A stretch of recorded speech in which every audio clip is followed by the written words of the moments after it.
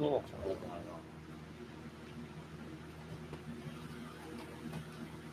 That person making it. I was trying to bring that thing a little bit closer.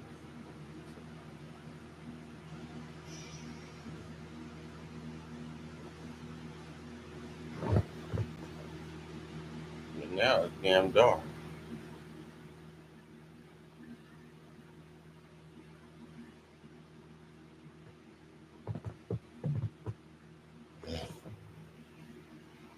What up, YouTube? Hopefully y'all hear me. Hey, YouTube. Hopefully y'all hear me.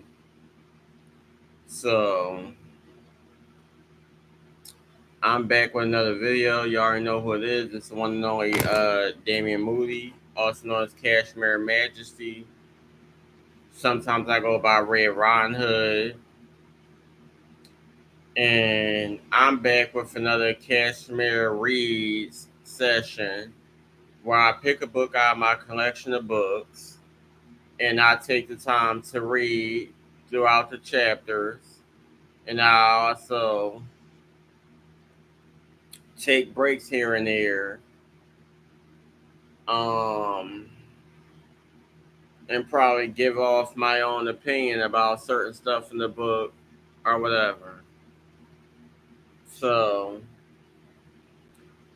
I wanted to take take a break from any other books that I was reading, and right now I have Rest in Power: The Enduring Life of Trayvon Martin, written by Sybrina Fulton and Tracy Martin, who are Trayvon Martin's parents. This book is now a docuseries on the Paramount Network produced by Sean Carter. If y'all don't know who Sean Carter is, that is Jay-Z.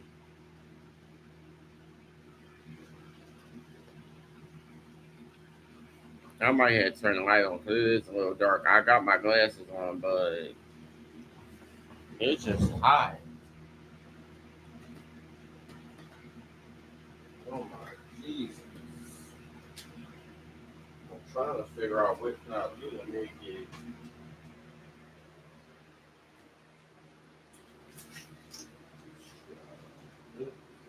Hot. That was hot. Honey. It is hot, honey. H hot. I need some motherfucking air. I'm trying to figure out what can I do to get it.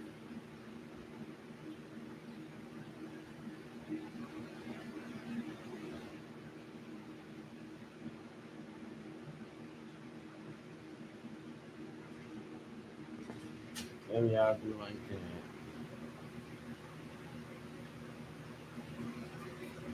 that. I don't know what to do.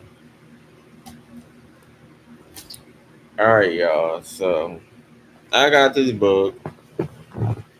This is what the book looked like. This is what the book looked like. Please feel free to order it from your local bookstore, or you might be able to find it in the library, or you can order it.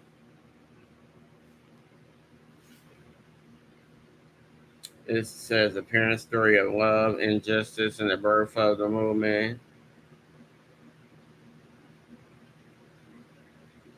A beautiful, searing account. That's a quote from the Washington Post.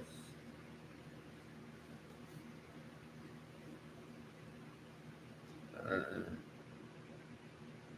I don't know what's this sticky stuff on the cover. Hold on. I don't know what this sticky stuff is on the cover. Oh my god. Some sticky is on the cover. I don't know what it is. But it's irritating me. This is irritating. I should got a hard cover. Anywho.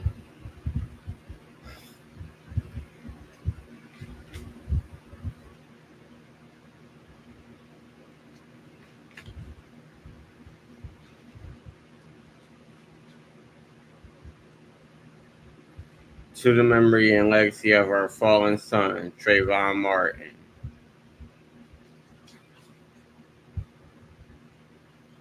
So within the contents, you have certain chapters where his mother Sybrina is talking, and then it goes from Sybrina to his father Tracy, Sybrina Tracy, Sybrina Tracy, throughout from the beginning to the end of the book.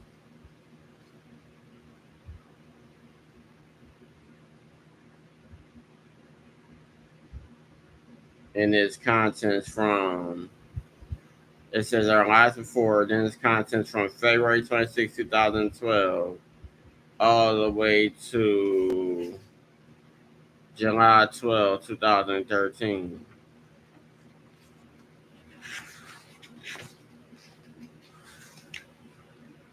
Introduction, Sybrina Fulton.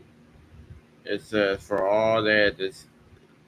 that all that is secret will eventually be brought to the open, and everything that is concealed will be brought to light and made known to all. And that's a Bible quote, Luke 8:17. How can I show you the hole in my heart? How do I write about the death of my son? Words can be weak instruments. It's most impossible to convey um, the devastation and pain, the bottomless loss, heartbreak, and helplessness, the feeling of being broken into pieces that will never come back together again. Not all the way. Sorry, y'all. One piece of me has gone missing, and it will stay missing forever. There is nothing in its place. The child I lost was a son, a boy who hadn't yet crossed the final threshold to becoming a man. He had been 17 for only 3 brief weeks, still in a beautiful and turbulent passage through childhood's last stages, still on his way to becoming. Instead, he will be remembered for the things he left behind.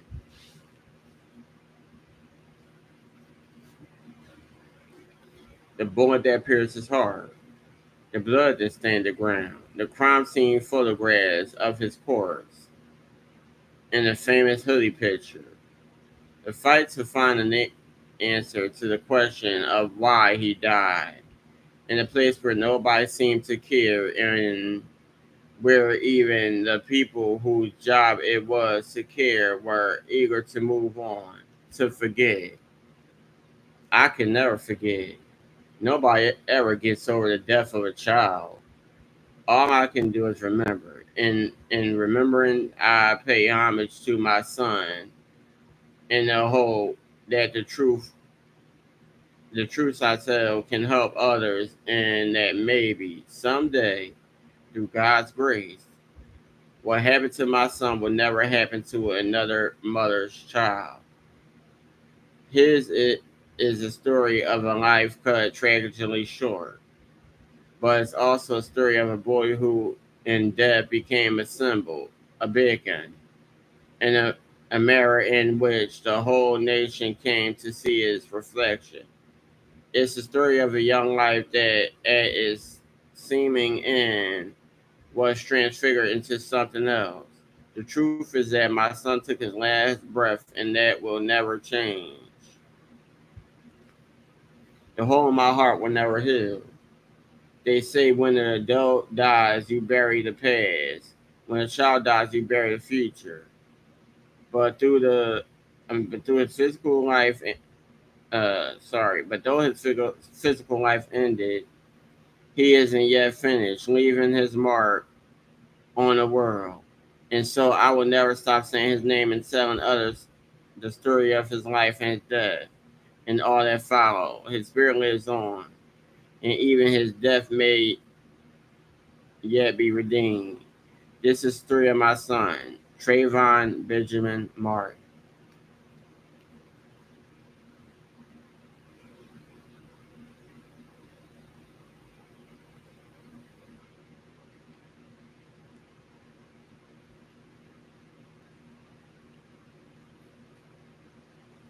The call comes at the start of a workday. I have just left my desk at the office of Miami-Dade County's housing agency, a cluster of cubicles in a downtown office building, and retreat to my car where I am now sitting. Miami sunshine flooding in through the windows, but I don't notice the sunlight and haven't even turned the car on. On the other end of the phone is my ex-husband, Tracy Martin. It's the second time he's called me today. He says something about our son I don't quite understand, which will soon become unclear. The previous night, on Sunday, February 26, 2012, at approximately 7:17 p.m., our son Trayvon Martin was shot to death in Sanford, Florida, sprawled out on the wet grass of a Florida townhouse complex, a single bullet hole in his 17-year-old heart. The car shuts out the sunlight and the sounds around me. I feel myself falling down a long, dark shaft in silence, alone.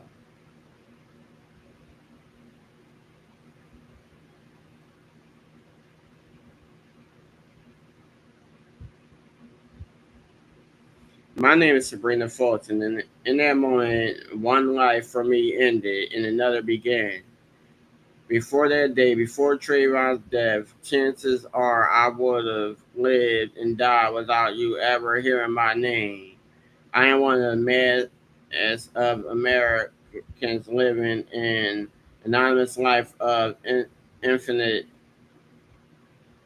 complexities in a struggling suburb of an American city, one of the unheralded people whose weeks go by in a predictable rhythm of work and school, church and picnics, week after week from cradle to grave. Happily, before the phone call, there had been very few dark days. I suffered through deaths of other relatives, like most people, and preserved through the tragedy of my brother Ronnie's car accident, which left him a quadriplegic.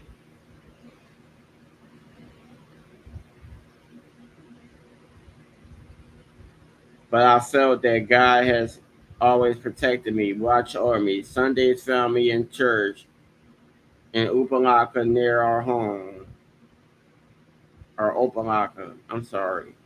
Sunday school at 9:30 a.m., church services at 11.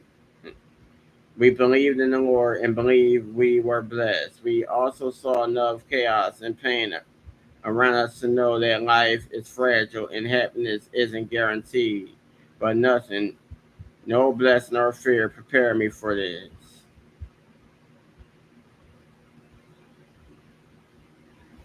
Trayvon's funeral was on March 3rd, 2012, less than a week after I received that shattering call from Tracy. I thought that call was the worst moment of my life. I was wrong. The news over the phone, as devastating as it was just words, an abstraction. Burying my son's one and only body, gratis reserve of, of the usual order of life and death, was many times worse.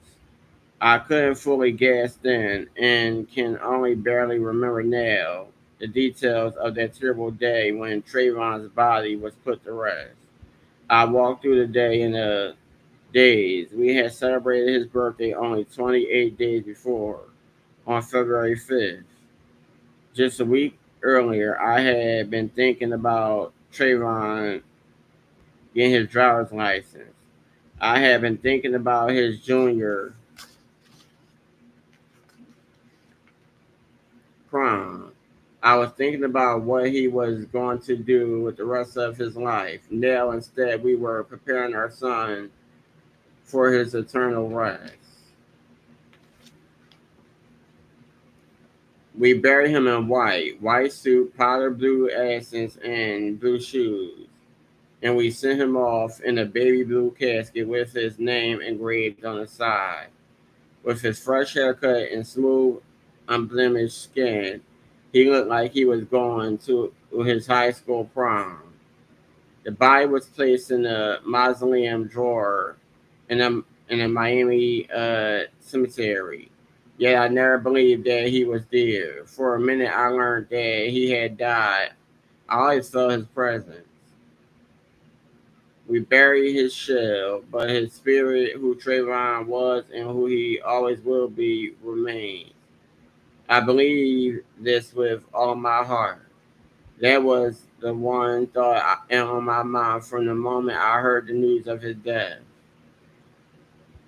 It's what I wanted, wished, and prayed over, and it came true. Trayvon Martin was soon everywhere in demonstrations, marches, and rallies from Miami, the city where he lived, to Sanford, Florida, the small town near Orlando where he was killed, to the Million Hoodie March in New York City, to hundreds of newspaper and magazine articles and millions of tweets on Facebook posts, to endless prayers from untold supporters, and soon all the way to the White House. Whenever a child walks in darkness, danger, fear, and wherever people honor my son's life and protest his death, his presence lives. It is now 4 years since my son's death. In the midst of an indescribable devastation, my favorite Bible passage, Proverbs 3:5 and 3:6, always come to guide me, and it reads, "Trust in the Lord with all your heart. Learn not unto your own understanding. In all your ways acknowledge him, and he shall direct your path."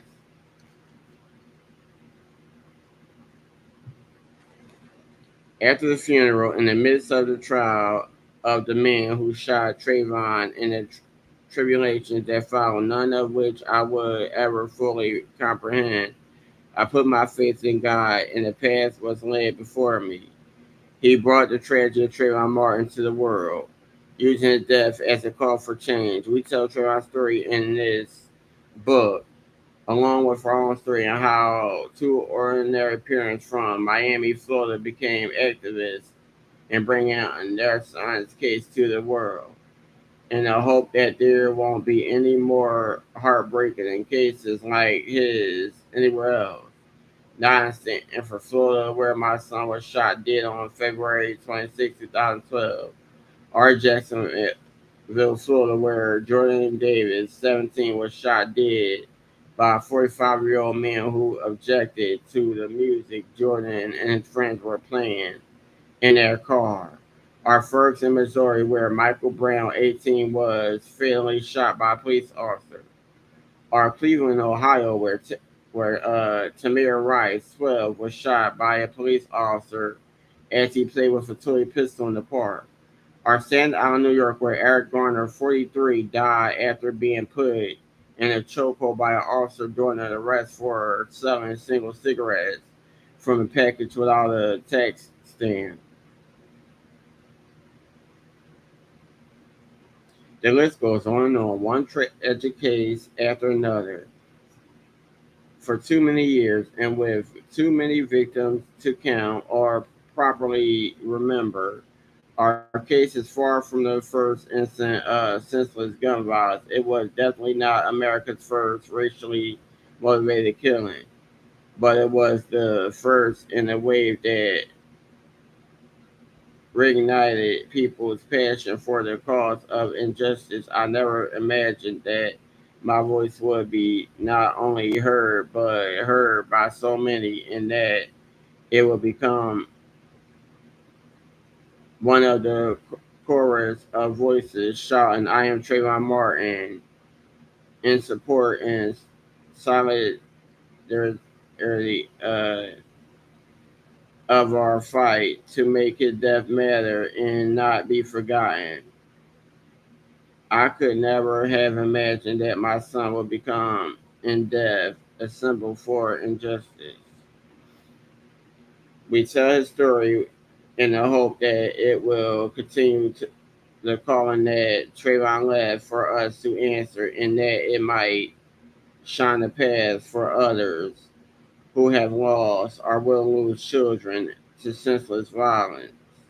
We tell it in the hope of healing, for bringing the divide, excuse for bridging the divide that separates America between races and classes, between citizens and the police.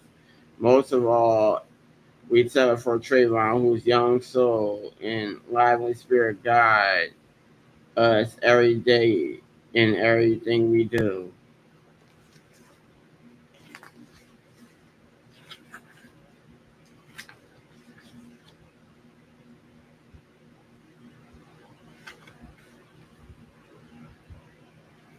I just read the introduction. I don't want to go too far as of yet. I may come back a little later and read some more. I'm going to put this book at the top. Big rest in peace. Shout out to Trayvon Martin and all the other victims, named or not named, that lost their lives to gun violence. Um, my condolences continues to go to the family. Y'all like, comment, subscribe, hit that bell, and be notified. And I'll get back to y'all in the next video.